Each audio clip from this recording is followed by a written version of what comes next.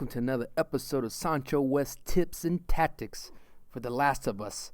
In this episode, I'm going to teach you guys how to be a stealth ninja. Welcome to Stealth Ninja School. Yeah. That's one. Alright guys, check this out. I'm going to try to do my best to break down stealth, and I'm going to use my graphics here to help you guys understand this concept. Now this is for Supply Raid, and as you know, Supply Raid has 4 toolboxes, and this is what I like to call the stealth path. This little green diamond is the stealth path pretty much in every match. No one goes in this little diamond. Of course, the red symbolizes the hot zones, the kill zones, the death zones, where all the action happens. Alright guys, so the stealth path is where you guys want to go through. Now, every time I play supply raids, I would say 80% of the time, this is pretty much what happens. Everybody goes to the first toolbox and then goes to the second. Or you go to the second and then the first. Pretty much 80% of the time, this is what happened. But I want you guys to do this. I want you to go through the middle, forget the first toolbox, and go to the middle, and then flank and go to work. Look at that, folks. Go through the middle, and then you can come back around and flank the other team. Boom. Boom. Now let's see this in practice. This is what I like to call the opening stealth path, where I take that diamond approach, and this pretty much works for any kind of map in supply raid.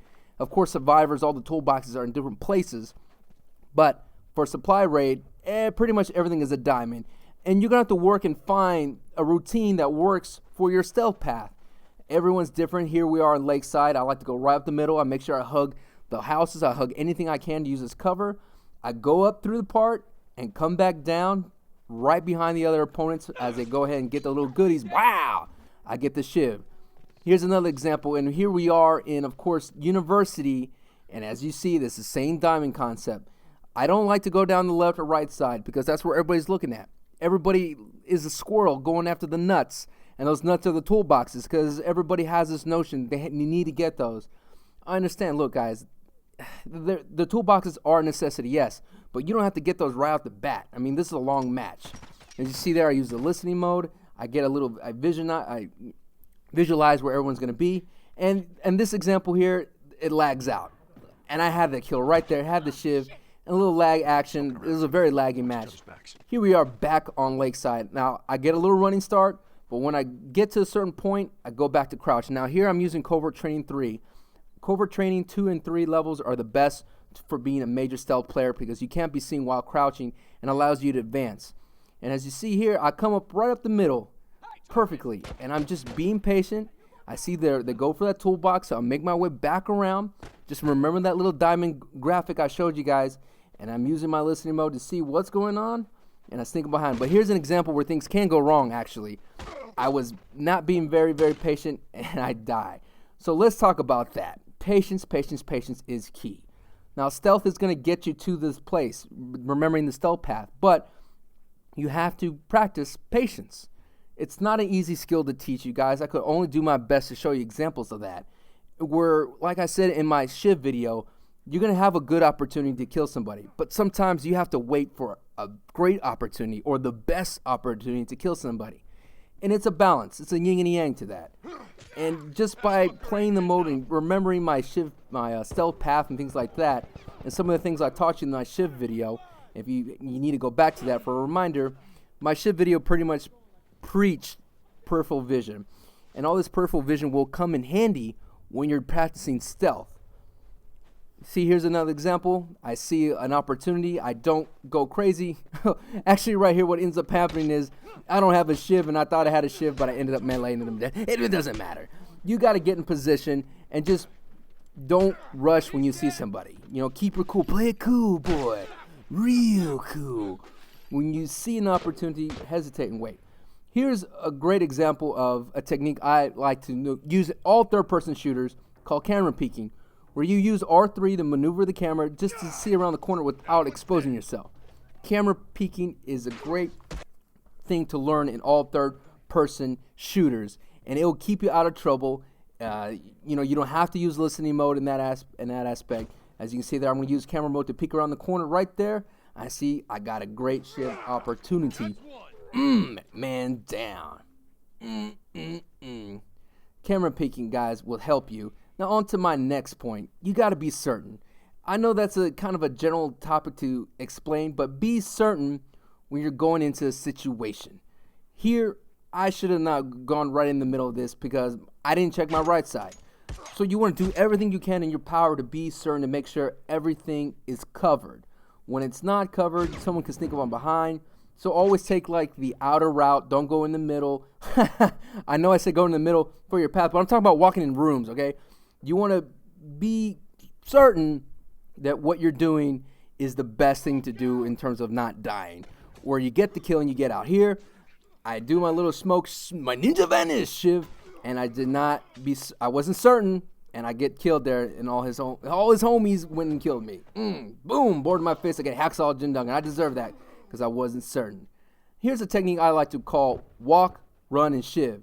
Pretty much you start off crouching, and then you walk because they still can't see you on the radar, and the last moment you run, and then you shiv.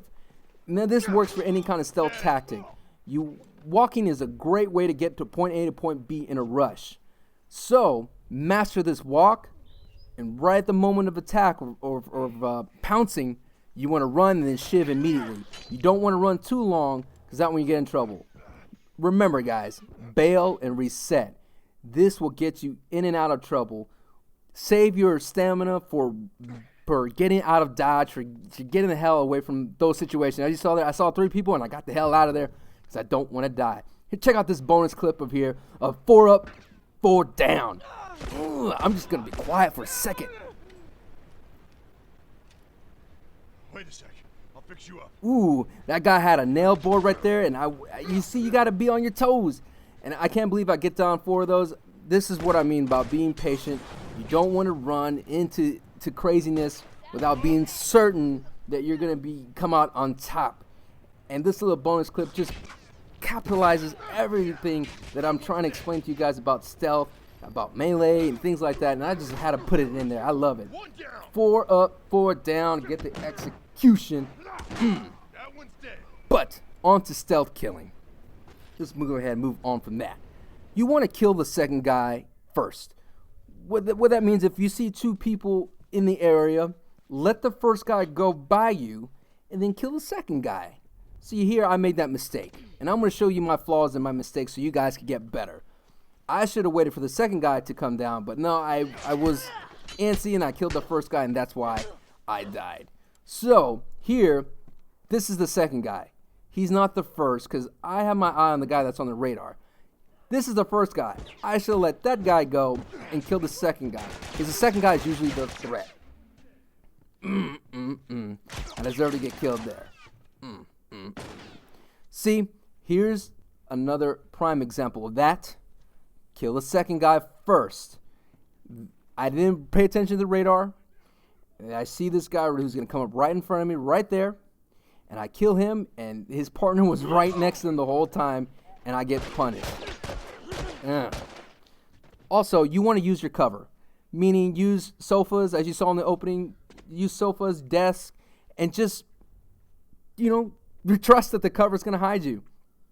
Covers actually work in this game, and some people don't really pay attention, so use the cover to your advantage.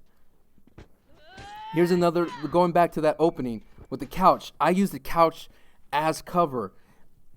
Look, I'm not going to lie. I freaked out when I saw him, and I'm like, this guy sees me. But then when I realized he moved around, I was like, oh man, this guy does not see me at all, and I go to work. So use cover to your advantage, amigos. And here's another thing that I want to strive. It's called radar reading. Okay, somebody came up to me and said, I need to know about this radar. Break down the radar to me because I know it'll help people. So I said, okay, I'll take on that challenge. So let's go ahead and freeze frame it and zoom in on this radar. Pretty much this tells me I have an opportunity to flank these 2 people.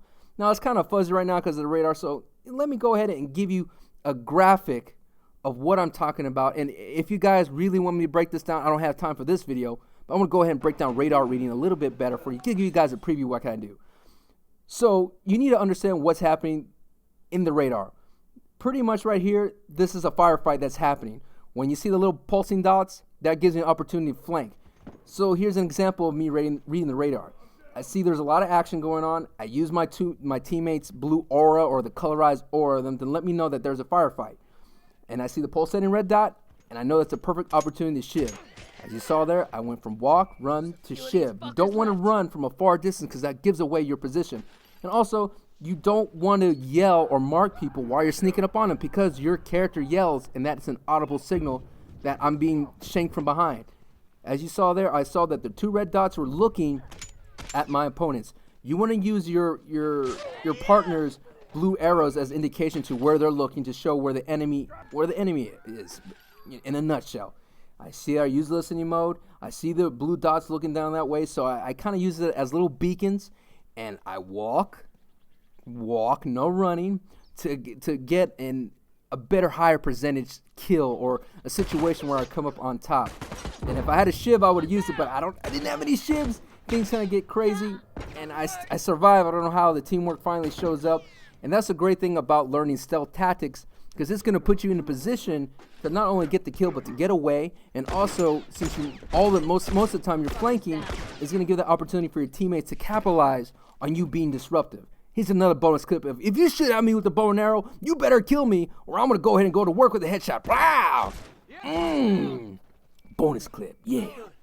Remember, according to my shiv video, peripheral vision is key. This guy was aiming down the barrel. I literally walked right next to him and behind him and got the shiv. So pay attention to that, amigos. I know I get a lot of flank for this, but you want to use teammate as bait. Look, I'm a nice guy. I didn't want to get the execution because that guy did the work.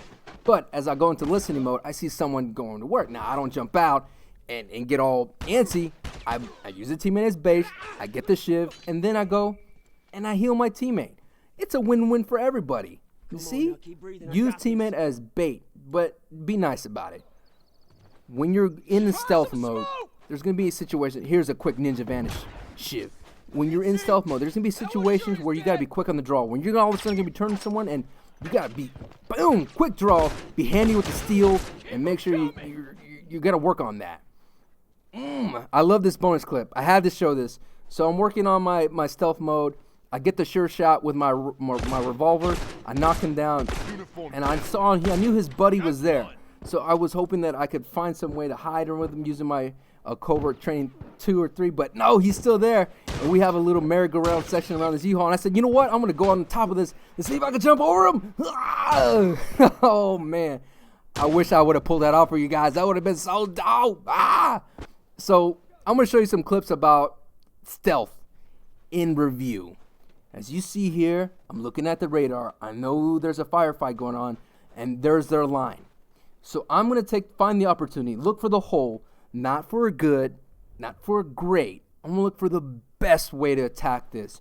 Because if I hit the best way, I will totally disrupt what's going on. I'm using the teammates, let them know to keep everybody there. Now, I could have killed that guy, but I said no. There's usually someone in that little area, in that little, what is that called? Whatever it is. There's always somebody in that area, so I figured I'm going to go ahead and smoke this guy so he won't react when I shiv his partner. And now that other guy who just got smoked still doesn't know where I am. I'm going to use that opportunity to finish him off with my machete. Boom, boom, pow. Totally disrupt them. My teammates come and see all that, and that is stealth in a nutshell, of what it can do if you're just patient. All right? So here's another opportunity where I see that there's people going around, and you trust me, guys, you're gonna have these urges to chase somebody down. You see a person, you want to kill them, and that's just something you have to suppress. Just practice that you need to say, okay, I see somebody, but I'm gonna look for a better opportunity, because you never know where somebody could be coming around the corner. And here's an example of that clip where I let those guys go just to see what's happening around this corner. And I use this as cover, the little jet ski as cover. Guy did not see me at all. And I get very lucky here. I'm walking. I'm not running at him because I see that he's busy doing something. And I actually stop him from using an assault rifle. So I saved 2 people right there. Yeah. Good shiv. Good stealth. And here's the last clip I want to show you guys about everything in work. Stealth, bailing, using the map, using listening mode, everything, radar. So obviously that guy saw me. I'm going to bail and reset because there's no reason why to go against him right now. I'm not going to do that. I get lucky right here, so I'm quick with the steel, with the quick draw, handy with that. He goes down. He had a machete, and I saw there was another guy there, so I bail. and reset. All these things, and I look at that. I'm using hardcore parkour to get out of there. That's why I save my stamina. With this class, I use Marathon Runner 1, so just in case things get sticky or I get in a hairy situation. And I don't know what happened here. I thought this guy would fall back a little bit so I could shiv him. It doesn't. I get out of there regardless, because I don't want to end up in a fist fight, especially when someone gets the jump on me. So I reset, I heal, I get my armor, I do everything I need to do, and I don't know where that guy went, to be honest. But instead of going through this path where they are right now, I take the long route. Now, I understand, and I said in the opening you want to go in the middle, but that's usually in the opening round. Throughout the match, you could still go through the middle, but in certain situations, you want to be certain where the enemies are. And you hate to go in the middle. If I went down the middle here, they're on the left and right. And after the match has started, it's usually crazy because spawn points change throughout the whole entire map. If you see your teammates on one side of the map and they're all dead, most likely they're going to be on the other side. So I use patience here.